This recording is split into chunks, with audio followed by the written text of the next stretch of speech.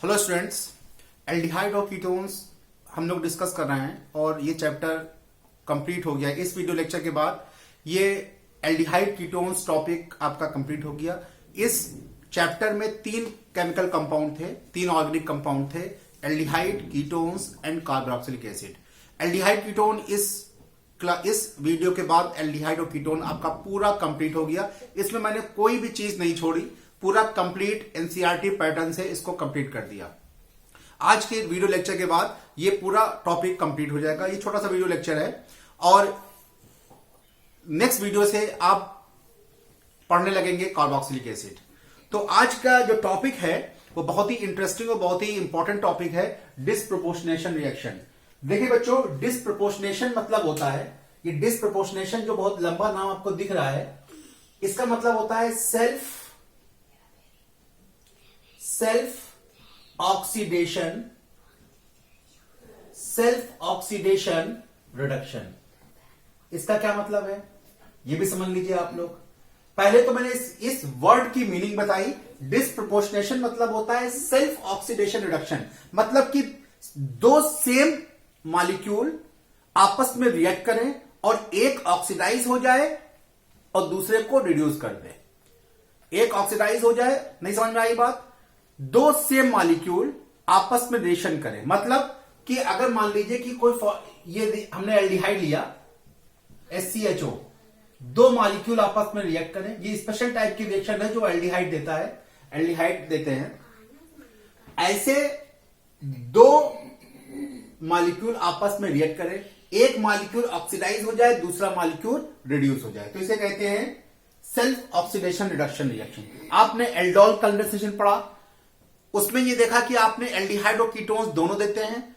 Aldehyde और ketones जिनमें alpha hydrogen हो वो एल्डोल कंडेंसेशन देते हैं। आपने बेंजोइन कंडेंसेशन देखा, वो एरोमेटिक एल्डिहाइड देते हैं जिनके पास अल्फा हाइड्रोजन नहीं हो। एरोमेटिक सिर्फ बेंजोइन सिर्फ एरोमेटिक एल्डिहाइड देते हैं जिनके पास अल्फा हाइड्रोजन ना हो। अब ये पढ़ रहे हो disproportionation reaction, self oxidation reduction reaction. Disproportion का मतलब होता है सेल्फ ऑक्सीडेशन रिडक्शन। पहले इसका मीनिंग क्या स्क्रीनशॉट ले ले, फिर मैं समझाता हूं कि डिसप्रोपोर्शनेशन क्या होता है। Self oxidation reduction, disproportionation means self oxidation reduction. ठीक है, इसका स्क्रीनशॉट ले। अब देखिए, इस हेडिंग में एक रिएक्शन आती है जो कि बहुत इंपॉर्टेंट है, बहुत ही इंपॉर्टेंट है। उस रिएक्शन का नाम है कैनिज़ारो रिएक्शन।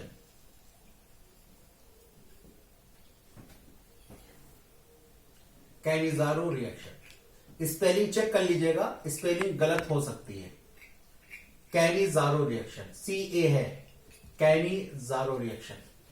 स्पेलिंग चेक कर लीजिएगा आप बुक से, हो सकता है स्पेलिंग गलत हो। कैनिज़ारो, ये क्या है?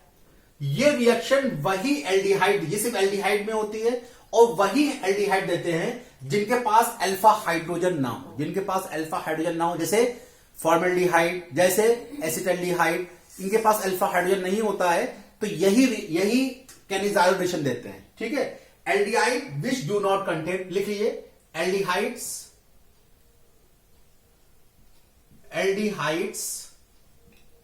which do not contains alpha hydrogen atom, aldehyde which do not contains alpha hydrogen atom when treated with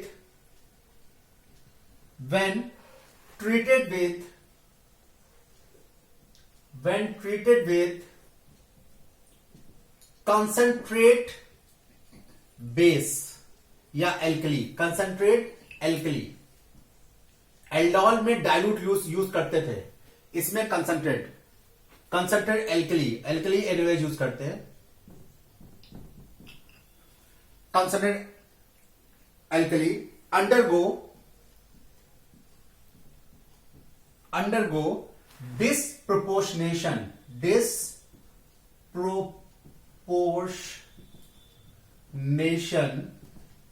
reaction, disproportionation reaction, self oxidation, self oxidation reduction,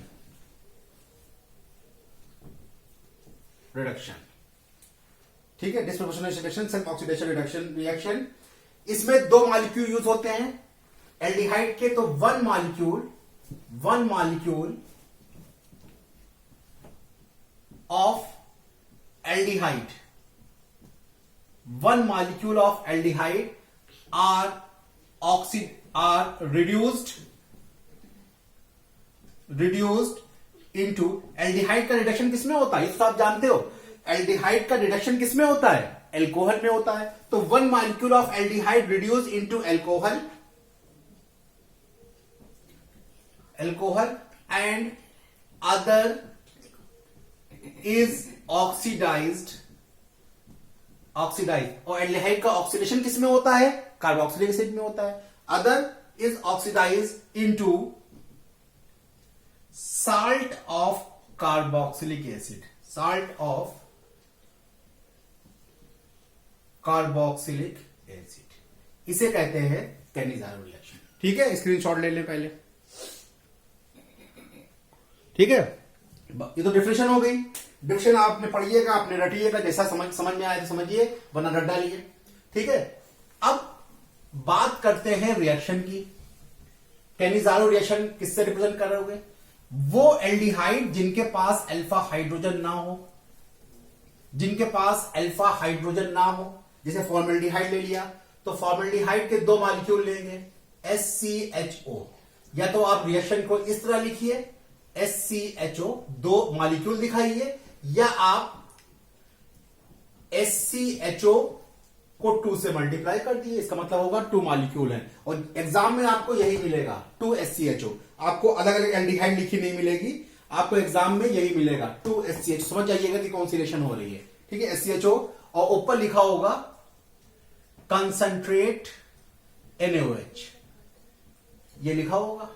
तो एक मॉलिक्यूल तो रिड्यूस होगा। एल्डिहाइड का रिडक्शन किसमें होता है? अल्कोहल में। तो फॉर्मल्डिहाइड कितने कार्बन का एल्डिहाइड है? एक कार्बन का, तो एक कार्बन का ही अल्कोहल बनेगा। एक कार्बन का अल्कोहल क्या होता है?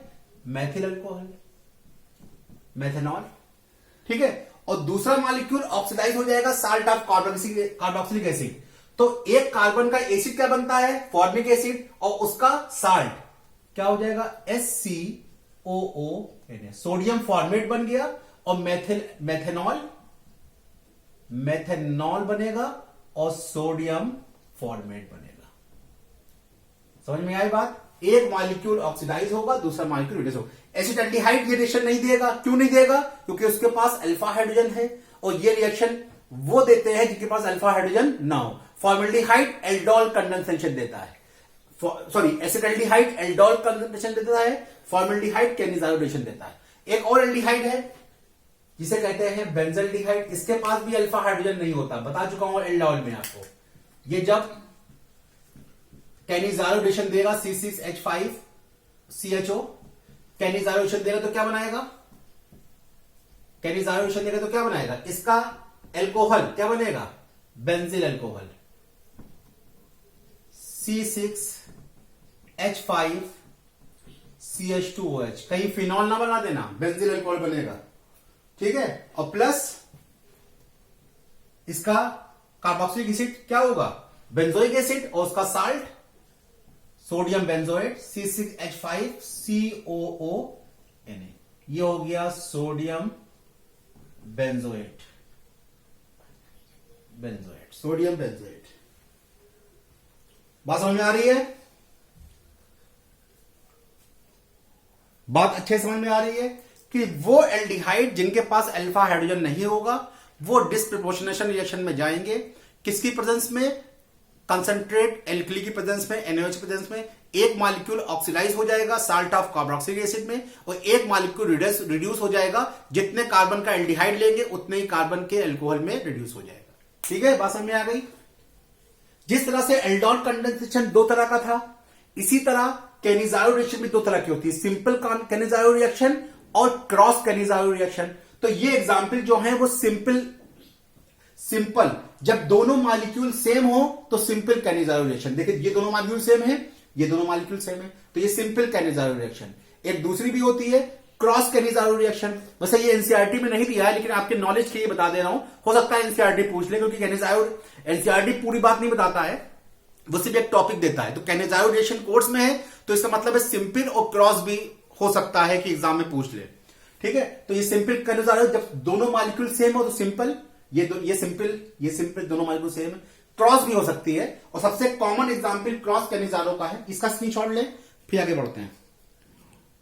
सबसे सिंपल एग्जांपल कैनिजारो का है फॉर्मेल्डिहाइड और एसिटल्डिहाइड का, बहुत ही कॉमन एग्जांपल है, कंपटीशन में खूब पूछा जाता है। तो याद रखिए क्रॉस कैनिजारो रिएक्शन में दोनों एल्डिहाइड जो है वो डिफरेंट होंगी, SCHO प्लस बेंजल्डिहाइड, ये क्रॉस कैनिजारो रिएक्शन का एग्जांपल है। इसमें याद रखिएगा हमेशा फॉर्मेल्डिहाइड का ऑक्सीडेशन होगा और बेंजल्डिहाइड का रिडक्शन होगा। याद रखिएगा क्रॉस कैनिजारो में फॉर्मेल्डिहाइड का ऑक्सीडेशन होगा और बेंजल्डिहाइड का रिडक्शन होगा। तो इसका ऑक्सीडेशन होगा तो ये क्या बनाएगा, HCOONA, और ये बेंजल अल्कोहल है, C6 benzyl alcohol, C6H5CH2OH। Structure की बात करें तो इसका स्ट्रक्चर होगा CH2OH। ठीक है, बात समझ में आ गई। तो ये था आपका डिस्प्रोपोर्शनेशन रिएक्शन, बहुत ही इंपॉर्टेंट रिएक्शन कैनिजारो रिएक्शन, इसको जरूर देखिएगा, और इसके क्वेश्चन भी दिए हुए हैं। एक छोटा सा टॉपिक और बच गया है, बहुत ही छोटा टॉपिक, सिर्फ 5 मिनट में कवर कर दूंगा ये टॉपिक, इलेक्ट्रोफिलिक सब्स्टिट्यूशन रिएक्शन। जो बेंजीन की जो दो कंपाउंड है, एस्टोफिनोन और बेंजल्डिहाइड, इनकी इलेक्ट्रोफिलिक सब्स्टिट्यूशन, हेडिंग देंगे इलेक्ट्रोफिलिक सब्स्टिट्यूशन, इलेक्ट्रोफिलिक सब्स्टिट्यूशन। बस छोटा सा टॉपिक है ये, 5 मिनट का टॉपिक कवर हो जाएगा। देखिए इसके साइक्लिक कंपाउंड 2 हैं, आपके कोर्स में 2 साइक्लिक कंपाउंड है जो एल्डिहाइड और कीटोन में आते हैं। एक तो होता है बेंजल्डिहाइड और दूसरा होता है एसिटोफिनोन। ये दोनों जो हैं, अब देखिए एल्डिहाइड का स्ट्रक्चर कैसे होता है, C डबल बॉन्ड OH, और इसका कैसे होगा, C डबल बॉन्ड OCH3। दोनों में डबल बॉन्ड है, इसमें भी डबल बॉन्ड है, इसमें भी डबल बॉन्ड है। तो ये क्या होगा, ये कौन से डायरेक्टिंग ग्रुप होगा, मेटा डायरेक्टिंग कि ऑर्थो पैरा डायरेक्टिंग। बता चुका हूं मैं कि जब भी डबल बॉन्ड किसी के स्ट्रक्चर में आएंगे तो वो डीएक्टिवेटिंग ग्रुप होंगे, बेंजीन रिंग को डीएक्टिवेट कर देंगे, और डीएक्टिवेटिंग ग्रुप हमेशा मेटा डायरेक्टिंग होते हैं। तो ये दोनों जो ग्रुप हैं CHO और COCH3, दोनों मेटा डायरेक्टिंग हैं, डीएक्टिवेटिंग ग्रुप हैं और मेटा डायरेक्टिंग ग्रुप है। तो आने वाले ग्रुप को, आने वाले सब्स्टिट्यूएंट को कहां पे लगाएंगे, मेटा पोजीशन पे लगाएंगे। बस यही बात बतानी है, बाकी तो रिएक्शन अपने आप ही आप कर लोगे। देखिए अगर मान लीजिए दोनों ले रहा हूं मैं, दोनों को एक साथ रिएक्शन बता दे रहा हूं आपको। ये 2 कंपाउंड लिए हैं, COCH3 एसिटोफिनोन, और यही भी दोनों रिएक्शन बता दे रहा हूं। अगर सबसे पहले इसका हो जाए सल्फोनेशन में कौन यूज किया जाता है, ओलियम, H2SO4 प्लस SO3, या ओलियम यूज किया जाता है। तो क्या देगा ये COCH3 मेटा डायरेक्टिंग है, तो ये SO3H को कहां लगाएगा, मेटा पोजीशन पे। नाम क्या होगा इसका, मेटा एसिटोफिनोन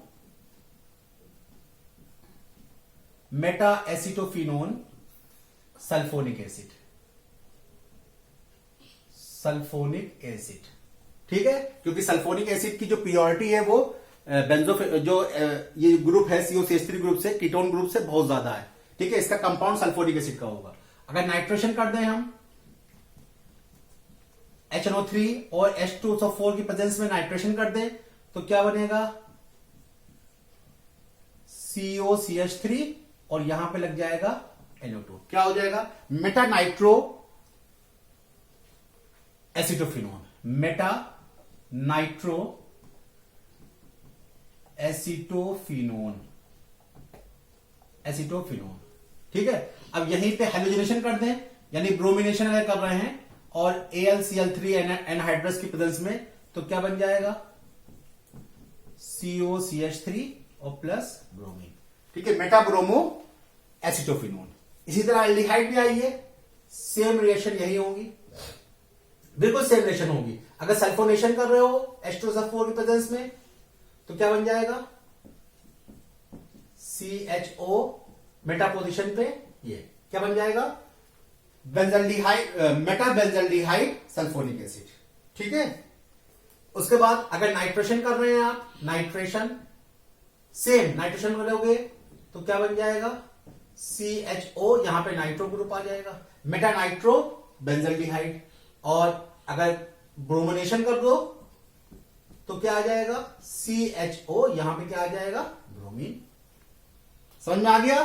तो ये थी इलेक्ट्रोफिलिक सब्स्टिट्यूशन रिएक्शन किसकी, साइक्लिक कंपाउंड, जो एल्डिहाइड और कीटोन के साइक्लिक कंपाउंड होते हैं उनकी ये इलेक्ट्रोफिलिक सब्स्टिट्यूशन रिएक्शन है। एल्डिहाइड ग्रुप और एसिटोफिनोन ग्रुप दोनों आते हैं मेटा पोजीशन कैटेगरी में, मेटा डायरेक्टिंग ग्रुप की कैटेगरी में। ठीक है, ओके। तो ये आपका एल्डिहाइड और कीटोन पूरा कंप्लीट हो गया, पूरा कंप्लीट मैंने पढ़ाया है एल्डिहाइड कीटोन। अच्छे से इसकी प्रैक्टिस कीजिए। और अब नेक्स्ट वीडियो मेरा शुरू होगा कार्बोक्सिलिक एसिड पे। बहुत बड़ा टॉपिक नहीं कार्बोक्सिलिक एसिड, 3 से 4 वीडियो में वो कंप्लीट हो जाएगा। Thank you so much.